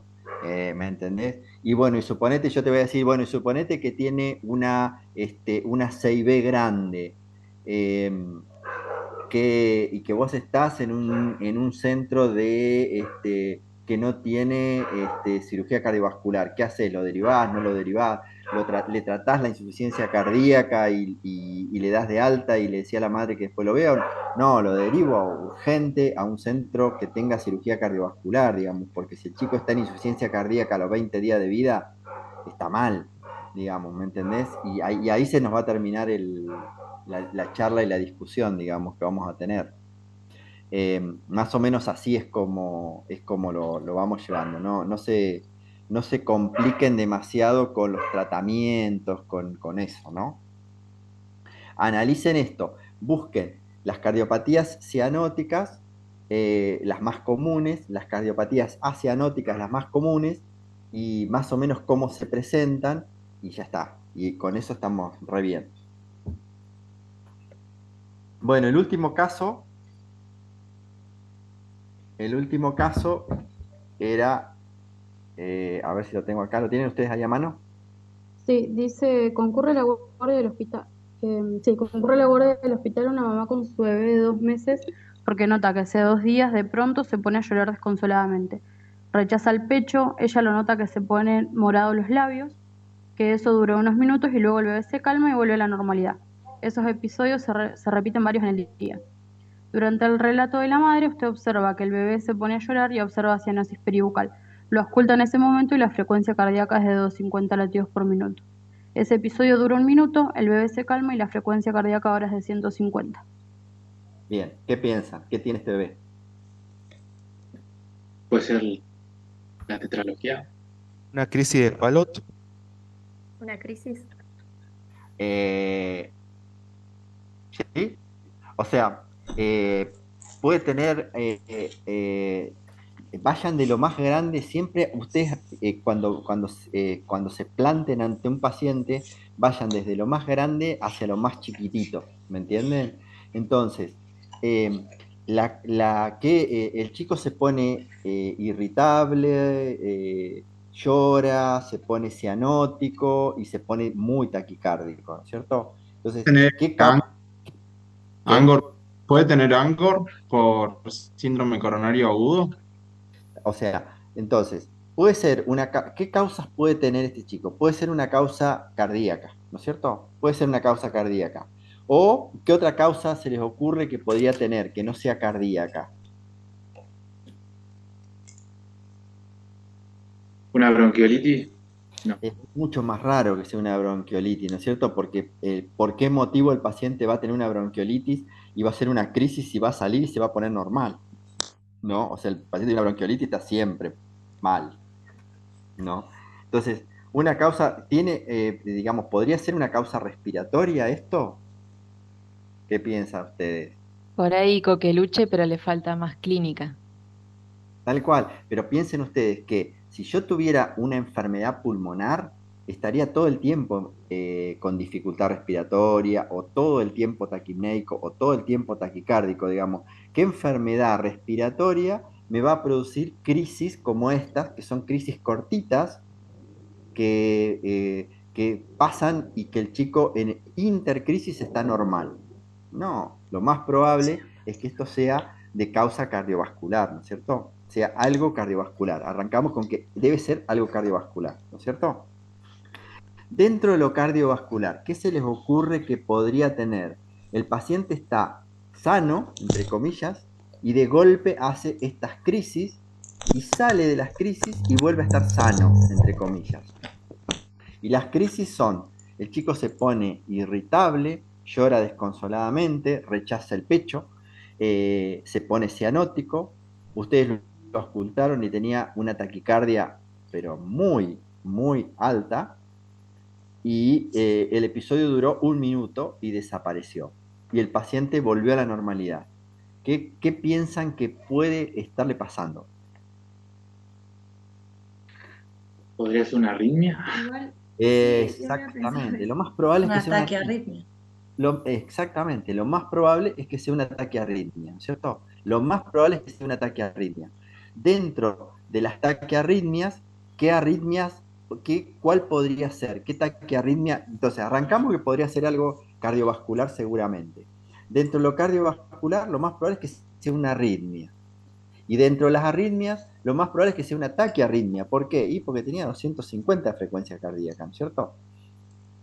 ¿Qué taquiarritmia? ¿Cuál es la taquiarritmia que podría dar estos síntomas? ¿No es la supraventricular? La taquicardia paroxística supraventricular. Acá alguien me pone síndrome de Wolff-Parkinson-White. Digamos, el Wolff-Parkinson-White es, es uno de los síndromes que puede producir taquicardia paroxística supraventricular, ¿no es cierto? Pero esto muy probablemente sea una taquicardia paroxística supraventricular, ¿no es cierto? ¿Qué características tiene la taquicardia paroxística supraventricular? Por lejos, pero por lejos, es la arritmia más común en pediatría, ¿no es cierto? Por lejos. Nosotros vemos en el hospital, en terapia intensiva neonatal, vemos taquicardia paroxística supraventricular una cada 15 días. O sea que es una arritmia muy frecuente de ver, pero muy frecuente de ver, ¿no? ¿Y qué características tiene la taquicardia paroxística supraventricular? Su nombre lo dice, ¿no es cierto? Es temporal. Es una taquicardia y es paroxística. ¿Qué significa Son las paroxística? crisis. Tiene inicios súbitos que terminan. Exactamente, que tiene un inicio brusco y un final brusco, ¿sí? No es una taquicardia que comienza, que va aumentando, que va poniéndose, el paciente se va poniendo lentamente horrible y después se mantiene horrible y después comienza lentamente a descender. No, el chico está bien, se pone horrible y de golpe ¡poc! Para la arritmia y el chico se mejora, ¿no es cierto? También que es regular. Exactamente, sí, tal cual. ¿Cómo, digamos, entonces ustedes están pensando que el paciente tiene una arritmia, que esa arritmia es una taquicardia y que esa taquicardia muy probablemente sea una taquicardia paroxística supraventricular, ¿no es cierto? ¿Qué harían con este paciente? Viene a la guardia, ¿no es cierto? Está en la guardia y ustedes lo están viendo, digamos, y están pensando en todo esto que estamos hablando, ¿no? ¿Qué harían con ese paciente? Maniobras. ¿Qué? Pero yo, usted, profe. Aparte de eso, ¿qué harían? ¿Qué harían ahí en la guardia? Yo les digo, no, déjame joder, estoy mirando el partido. ¿Un electro se puede hacer? En un rato voy, te digo, estoy mirando el partido, en un rato voy, atendelo vos. ¿Qué haces? Mientras yo voy. ¿Electro? O sea, lo primero que van a hacer lo van a monitorizar, ¿no es cierto? Y le van a hacer un electrocardiograma, ¿no es cierto? Porque usted está pensando en una arritmia. El diagnóstico de todas las arritmias se hace con electrocardiograma. ¿Qué esperan encontrar en el electrocardiograma?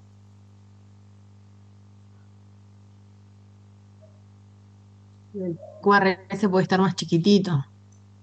A ver. Angosto. A ver, o sea, acuérdense ustedes, digamos, que Tendría que ser un electro de ritmo sinusal, regular, bueno, taquicardia, vamos a encontrar, o sea, intervalo de RR acortado y había otra cosa más que no me acuerdo. acá una de mis QRS compañeras, ancho me parece que también tiene. bueno, acá una de las compañeras está poniendo QRS ancho. El QRS es normal, es angosto, es normal. Justamente es una de las características de la cardiopatía, ¿no es cierto? Que el QRS no se altera, ¿sí? Y que, como ustedes dicen, o sea, lo que decías vos, Antonella, está bien. O sea, el chico está bien y tiene un electrocardiograma normal, ¿sí? O sea, tiene onda P, un QRS normal, una onda T, un intervalo, un QTC normal, tiene todo. ¿Qué podemos llegar a encontrar en este paciente en el electro en el momento en que no tiene la arritmia? Podemos llegar a encontrar la onda J del Wolf Parkinson White, ¿sí? La pueden llegar a ver ahí. Si tiene un Wolf Parkinson White, la van a ver ahí. Pero puede que que no tenga un Wolf Parkinson White y que tenga otra reentrada, digamos, ¿no es cierto? Entonces ustedes van a ver un electro completamente normal, normal, normal, normal. Y de golpe arranca la arritmia. De golpe el paciente está tuc, tuc, tuc, con una frecuencia de 150 y de golpe arranca tuc, tuc, tuc, tuc, tuc, tuc, tuc, con una frecuencia de 250. ¿Qué van a ver ahí en el momento que el paciente arranca? Entonces, la arritmia arranca bruscamente, como decía hace un rato Pablo. La arritmia arranca bruscamente. ¿Sí? O sea que no es que ustedes van viendo que el paciente está con 150, después está con 170, después está con 190, después está con 200, después está con 250. No, el paciente está con 140 y en un segundo la frecuencia cardíaca cambia a 250, bruscamente, de un latido a otro. ¿Sí? Y ahí que van a ver, el QRS angosto, sigue siendo angosto, porque la taquicardia es supraventricular. La taquicardia es supraventricular, está por arriba de los ventrículos, ¿no es cierto? Entonces el QRS es angosto. Pero ¿qué van a ver ustedes en ese tramo de taquicardia? ¿Qué característica tiene el electro en ese tramo de taquicardia? ¿No tendría que ser el segmento PQ? La onda P, ¿qué pasa? La onda P puede ser más chiquita. No No se la tiene. distingue. No la tiene. Ah, No bueno. la tiene. No la tiene. ¿Sabes por qué no la tiene? Porque porque el latido no se origina en el nodo. Acuérdense que la onda P es el latido que se origina en el nodo. Y el latido no se origina en el nodo. Por lo tanto, el paciente no tiene onda P. No tiene onda P. Y esa es la característica de la arritmia, ¿no? Entonces, ausencia de onda P y QRS angosto. Porque si fuera QRS ancho, uno estaría pensando en una arritmia ventricular, no en una arritmia supraventricular. Estamos hablando de supraventricular, ¿no? Es irregular Entonces, también, porque si no podría ser una taquicardia. es una taquicardia. Y es totalmente regular, es tucu, tucu, tucu, tucu, tucu, tucu, porque imagínense ustedes que es una reentrada.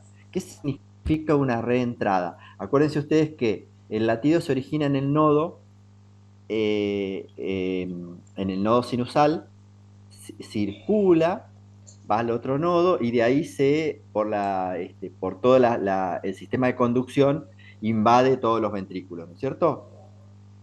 ¿Qué pasa en esta taquicardia? El latido se origina en el nodo, pero de golpe entra una vía accesoria. Y al entrar esa vía accesoria es una vía que se preexcita, que no necesita del latido que se origina en el nodo para excitarse. Entonces el latido sale del nodo, excita esa vía y esa vía que hace tuc, tuc, tuc, tuc, tuc, tuc, y empieza a mandar estímulos eléctricos, tú. Por lo tanto, es recontra rítmico, o sea, es muy rítmico y no tiene onda P, porque no se origina en un nodo, se origina en un haz aberrante que hay a nivel supraventricular. ¿Sí? Y el QRS es angosto. ¿Por qué es angosto? Porque el ventrículo se va a contraer siguiendo su vía de conducción normal. No va a tener una vía aberrante ningún ventrículo. Si los ventrículos tuvieran una vía aberrante, estaríamos hablando de una taquicardia ventricular. ¿Sí? Y la taquicardia ventricular sí tiene QRS ancho. ¿Sí? ¿Entienden? Y entonces, tenemos ¿y cómo termina la taquicardia? La taquicardia termina bruscamente. De golpe ustedes están teniendo tucu, tucu, tucu, tucu, tucu, y de golpe, tuc, tuc, tuc, tuc, aparece la onda P y vuelve. No hay no hay un tiempo, no hay no hay no hay nada que justifique, digamos, el comienzo y el final de la arritmia, ¿me entienden? Sí, y es más, hay chicos que hacen un episodio de taquicardia paroxística supraventricular, que ingresan al hospital con taquicardia, que los atendemos, qué sé yo, y nunca más en la vida hacen un episodio de taquicardia supraventricular, nunca más en la vida. Y no se sabe por qué, digamos, ¿no? El Wolf Parkinson White, sí. Acá la compañera Carola me pregunta que el Wolf Parkinson White tiene QRS ancho. En realidad no tiene QRS ancho, sino que tiene onda J, que es una onda que como que ensancha el QRS, pero el QRS en sí es angosto. Lo que tiene es onda J, el Wolf Parkinson White. ¿Sí? Cuando ustedes vean, miren, busquen en la bibliografía y miren el electrocardiograma del Wolf Parkinson White y el electrocardiograma de la taquicardia ventricular. Y van a ver ahí la diferencia, digamos, ¿no? Ahí van a ver la diferencia del QRS. Miren el QRS nada más. Y ahí se van a dar cuenta. El Wolf Parkinson White tiene onda J. Y entonces, como la onda J es como una melladura del QRS, pareciera que el QRS es ancho, pero en realidad el QRS no es ancho. Es la onda J que me da la falsa sensación del QRS ancho, ¿me entienden? Bueno, entonces yo le hago el electrocardiograma, el paciente tiene comienzo brusco, ausencia de onda P, QRS angosto y fin brusco. Listo, a la miércoles tiene una taquicardia paroxística supraventricular. ¿Qué hacen con este bebé? Yo le sigo diciendo, mira, no puedo ir porque el partido está tremendo, no puedo ir, atendelo vos. ¿Qué haces?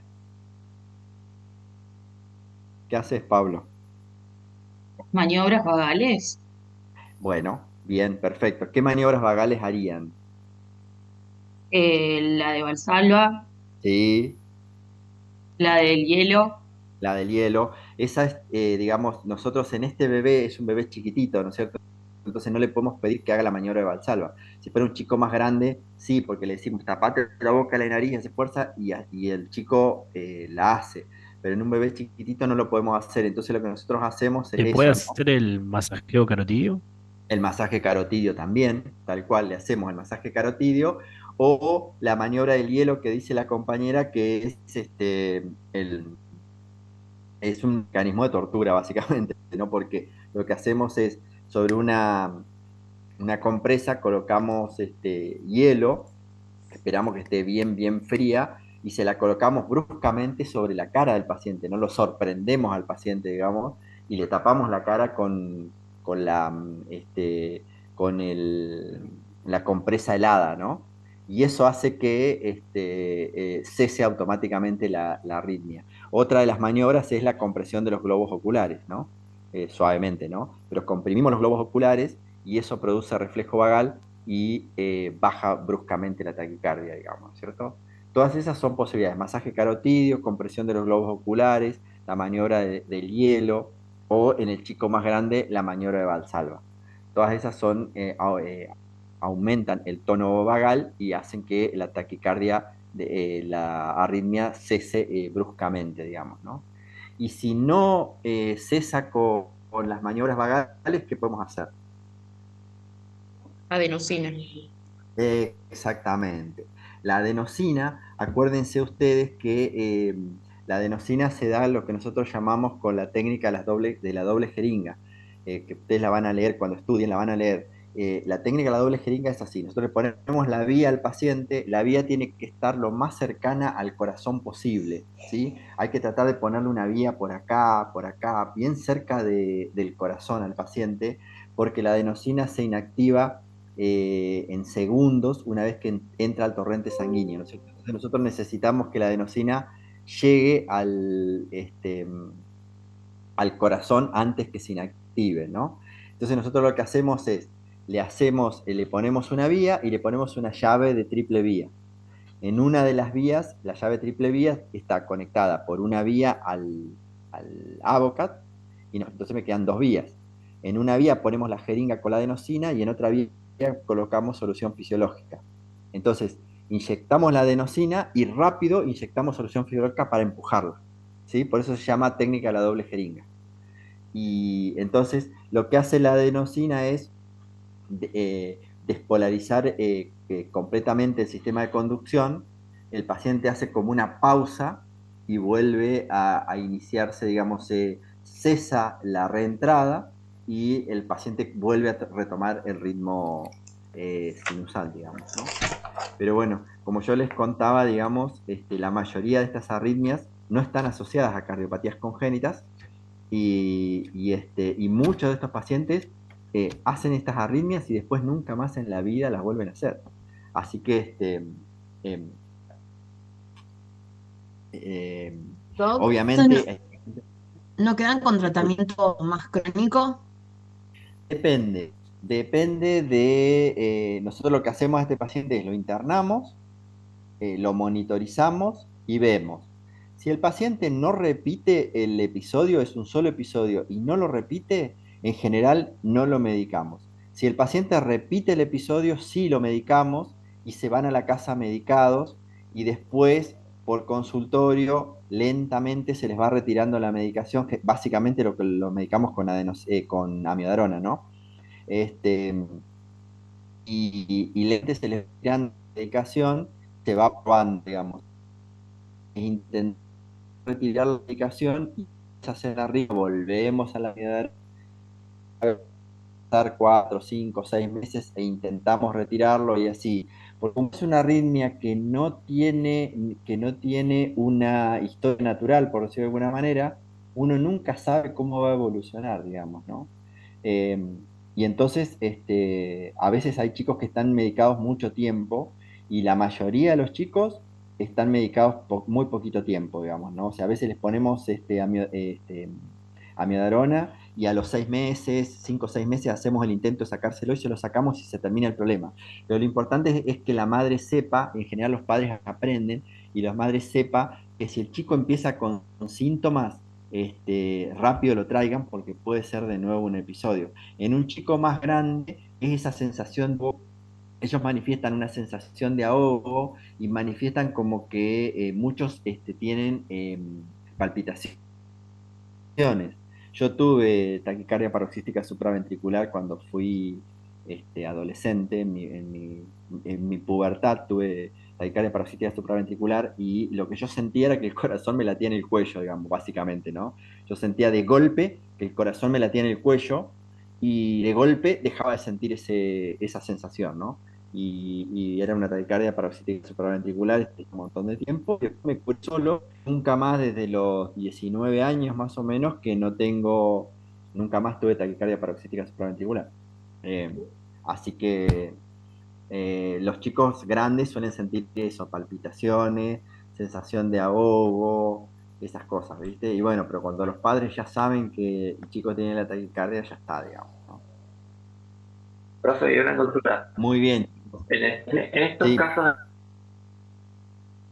he leído que se puede llegar a hacer una cardioversión eléctrica, pero ¿en qué condiciones? A veces, digamos, uno a veces llega a la cardioversión eléctrica. ¿Cuándo llegamos a la cardioversión eléctrica? Generalmente lo que hacemos es, le hacemos adenosina, el chico no anda, sigue con la taquicardia, le hacemos amiodarona, le hacemos una carga de amiodarona, el chico no anda, y entonces ahí hacemos como última opción la cardioversión eléctrica, digamos, ¿no? Generalmente uno tiene que, digamos, lo tratamos de evitar por todos los medios. ¿Por qué? Porque porque no es gratuita, digamos, para hacer una cardioversión eléctrica al chico hay que intubarlo, hay que sedarlo, hay que colocarle una anestesia general, entonces no es gratuita, ¿viste? Entonces trata de evitarla por todos los medios, digamos. Es rarísimo, rarísimo, rarísimo que una taquicardia paroxística supraventricular necesite una cardioversión eléctrica. Si vos me decís a mí cuántas... yo soy neonatólogo intensivista y a su vez soy recuperador cardiovascular, ¿no? Si vos me decís a mí cuántas taquicardias paroxísticas supraventricular las cardiovertiste eléctricamente, no sé, una o dos en toda mi vida, digamos, ¿no? Y tengo 33 años de médico. O sea que es recontra raro.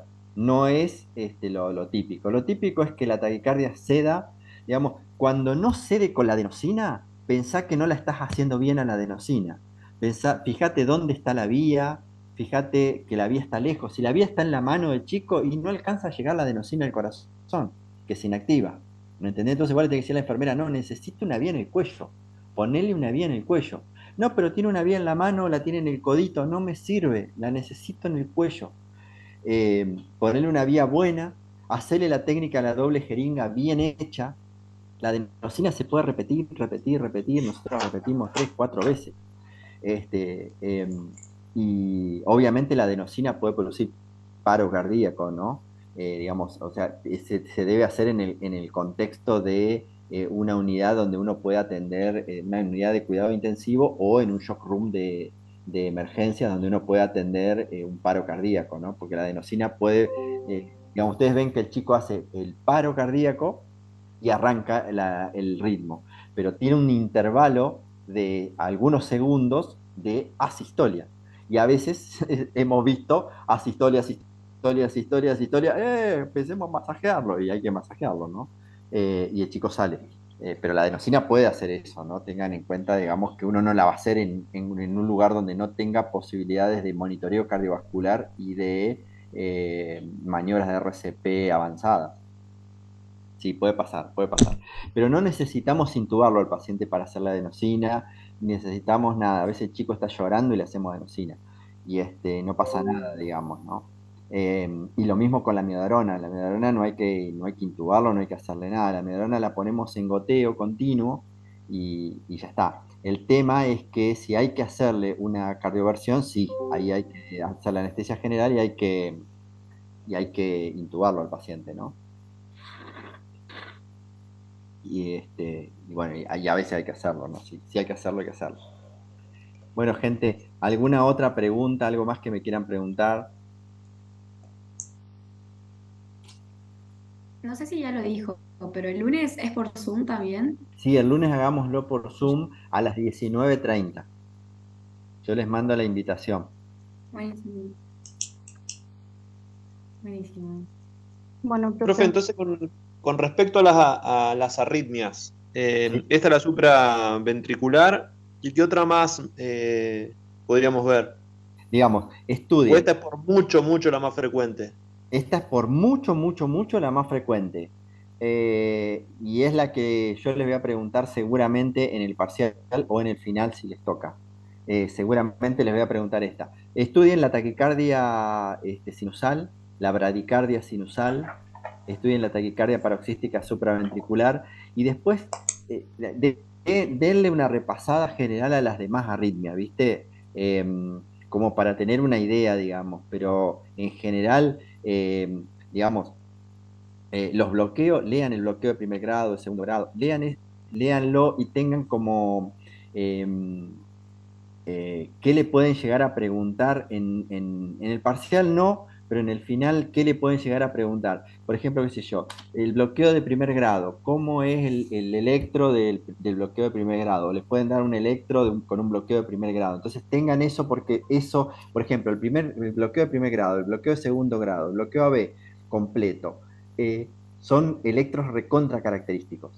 Entonces lean eso nada más, lean los bloqueos, lean la bradicardia sinusal, la taquicardia sinusal y la taquicardia paroxística supraventricular y el síndrome de Wolff-Parkinson-White, que es esto con la diferencia de la onda J, digamos, que por ahí pueden llegar a ver un electro con una onda J y ustedes tienen que saber que eso es una onda J, digamos, nada más, ¿no? La onda J la van a ver durante la arritmia y durante el ritmo sinusal. La onda J no desaparece nunca, ¿no? La ven siempre. Entonces uno puede hacer el diagnóstico de síndrome de Wolff-Parkinson-White con un paciente que no tiene una arritmia, ¿no? Y ese chico tiene alto riesgo de tener una arritmia, ¿no? De tener la taquicardia paroxística supraventricular, ¿no? Básicamente. Eso. vayan leyendo y el lunes, eh, nos vamos sacando todas las dudas, qué sé yo. Lo mismo cuando estén preparándose para el parcial, que ya lo tenemos cerca, tanto de neo como de cardio, me mandan al WhatsApp preguntas, no hay problema, me preguntan, yo no tengo ningún drama. Siempre le digo a todos los chicos, yo contesto, a veces tardo, pero contesto siempre. Así que mándenme, a mí no me molesta que me pregunten, para nada, ni de neo ni de cardio. Pregúntenme lo que ustedes quieran, las dudas que ustedes tengan. Mire, estamos leyendo este tema, ¿cómo es esto? No entendemos esto, no hay ningún problema. Me mandan y yo lo podemos ir charlando, no tengo ningún problema. No, no me molestan para nada.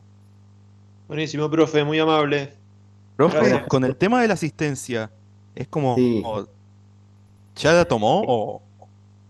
No la tomé. Bueno, ustedes ya saben lo que yo opino respecto a la asistencia. De la facultad me están exigiendo, digamos, que tome asistencia.